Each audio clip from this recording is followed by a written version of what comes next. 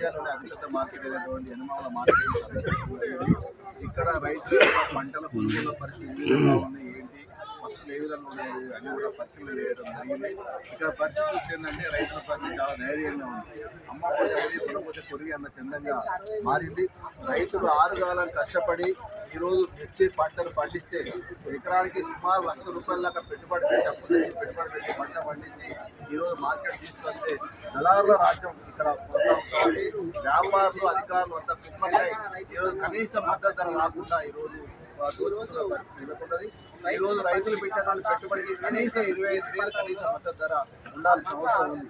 కానీ అది లేకుండా కేవలం 13,000, 14,000 వరకు జెండా పాట పాడి అతి తక్కువగా 7,000కు 8,000కే ఈరోజు కొనుగోలు చేస్తున్న స్థితి ఈ మార్కెట్ లో కొనసాగుతూ ఉన్నది.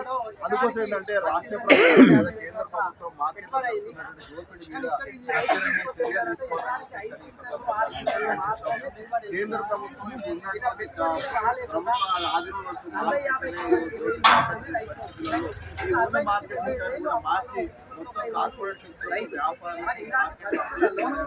నూతన వ్యవసాయ మార్కెట్ చాలా అందుకోసం ఏంటని చెప్పేసి అంటే కేంద్ర ప్రభుత్వానికి రైతుల మీద ఏమో ఉన్నా తక్షణమే మిర్చికి మద్దతు ధర ₹25,000 ప్రకటించి మార్కెట్ లో ఈ రోజు అరికట్టాలని చెప్పేసి డిమాండ్ చేస్తున్నాం.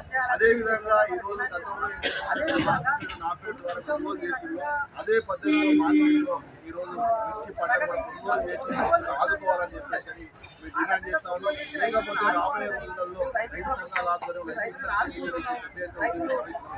ఇబ్బందులు లేవు అనే విధంగా చెప్పడం అనేది ఇది విభిన్నమైన పరిస్థితి. అదేవిధంగా తక్షణం ఆ రకంగా రైతులను ఆదుకుంటే తప్పితే చాలా వ్యవసాయం నిలబడే పరిస్థితి.